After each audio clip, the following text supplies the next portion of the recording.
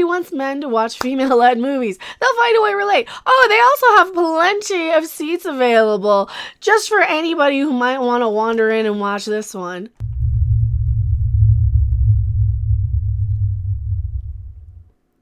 Hello, everyone. I am Becca Random 42, the one, the only, the original, your favorite YouTube harpy. Now, of course, I'm going to agree with this post here.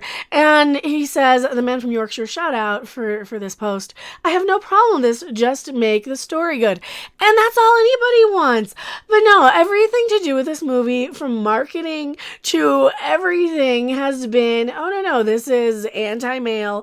This is going to take shots at the patriarchy. This is a feminist movie, etc., etc.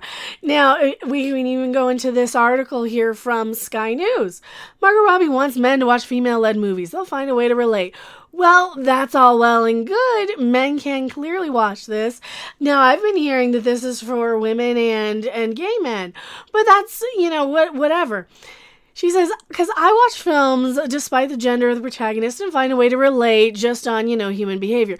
But that's the thing. Harley Quinn is not exactly a shining example of human behavior. She is a psychopath, sociopath. She's a very broken, damaged woman and not exactly somebody I really want to glorify on screen. She's more the type of girl that I'd want to have on the slappy end of the riding crop and tell her, okay, sit your little butt down. You're not cute. You're not clever. You're not funny. Stop it. You're in a bad relationship with somebody who literally throws you out of windows. Maybe you're not a good role model there, Cupcake. But of course, that's just me. And I've always had heroes and role models of all walks of life, including little green booger Muppets. Do the magic hand thing. Come on, baby. Do the magic hand thing. Like Baby Yoda. I love Baby Yoda. He's so cute. He's so cute. But no, I mean, it gets worse here. So you have people like, let me change it out here. People like Ewan McGregor on the misogyny of Black Mask. Of course it is. And he's even said it's a feminist film. So maybe it's really not for guys. Maybe they don't want you guys seeing this one. And you know what?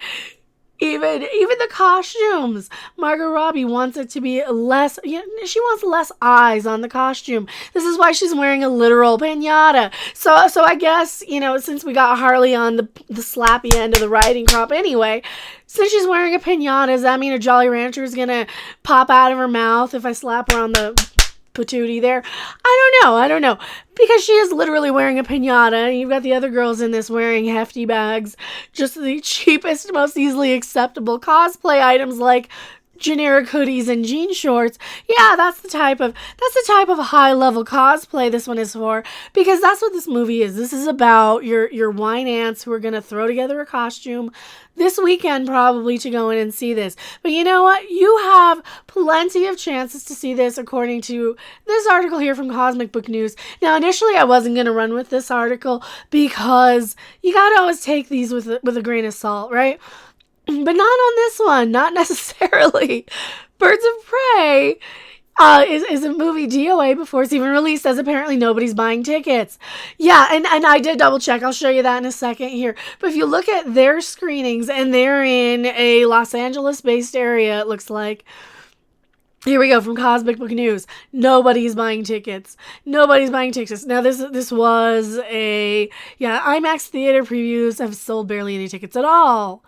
It's as if it seems odd that a few aisle seats have been sold and a few seats up front. Well, no, and that's the thing. A lot of the time they'll just reserve a few just for like giveaways, just for radio promotions. You get a lot of that type of stuff. But there's not a lot of seats being sold for this one. LA Cinemark, again, no one buying tickets. We're a week out. We are a week away. And this is from yesterday. Now, remember with Star Wars, at least like the middle aisles and the front rows were getting sold, at least with Star Wars. That one finally ended up hitting $1 billion despite little Mary Ray Palpatine. You can't stop me. I'm a Jedi from Jakku. pretty much doing everything in her power to not want Star Wars fans being in the theater, because it was basically for Twilight fans. That's who Star Wars is for now. And this is for the people who cosplay as the characters last minute, and that's why they all look like garbage, because they're just the most easily accessible, low effort cosplay items ever that I've seen. And they do that so the people, and I'm not like trying to shame or anything, and I'm not calling them out or anything, but you get people like Tamara Chambers from Channel Awesome, who, she's a very cute girl. She's a very sweet, spunky, energetic, positive, optimistic sort of person who's gonna go in and probably piece together a costume to go and watch this one, because that's the type of person that they really want these movies for. But then again, they also want men. They also want everybody else, but they're going to do, guess what? They're going to blame men if this movie flops. And when you only have 3 tickets sold, this is like that Vin Diesel Last Witchfinder movie. You had maybe 3 seats sold, like the best ones in the house, and that was it. And that was opening night too. I saw that probably opening night with maybe 6 people in the theater. Because it was a freebie. It was a movie that I got for them screwing up something else. So I'm like, sure, I'll go in and watch this one. Might as well.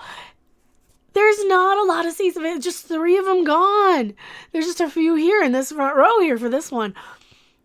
Now, you guys want to know my local theater. My local theater is showing this on the regular screen and like a higher definition screen. But the first showing and the second showing, you got your 6 o'clock. They've timed me out. Select a showtime. Fine. We're going to select it for 6 p.m. Let's do it. Continue to seat selection. Give me one. I had it all set up. We're doing live. Sure. No seats sold. Not a single seat. Every single one is available. Every single one. Now you're seeing this live. You're seeing this one live. Sure. Thursday, February 6th. We'll do the 7 p.m. the RTX showtime. How many tickets? Continue to seat selection. Well, how many tickets? It's not letting me. It's not letting me enter. So sure, we'll go back to a different seat selection. We're doing it live. Screw it. Select showtime. Fine. The 8:50. We'll go with the 8:50. Give me one seat to that. Anything? No, they're all empty. Every single one of them, they're all empty. Every single one of them. Can we look at a different time? Can we try the 9:50 showing? Give me one. Is there anything sold in the 9:50? No, none of them. And this is all that opening night. This is all Thursday. This is for the people who are not going to want spoilers. This is for the people who are going to want to go and see it opening night.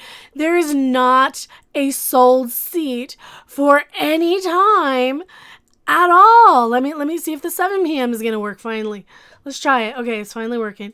And yeah, 17:50. Let me look. Okay, you have 1, 2, 3 seats sold there, 2 over here, and 1 here. 4, 5, 6 seats. 6 seats total for the entire 4 screenings on opening night in my local theater. Now, I'm not in a very small little area. I'm in a pretty reasonably populated sort of area here.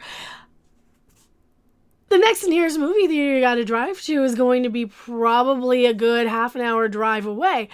This is the closest one for a very large number of people.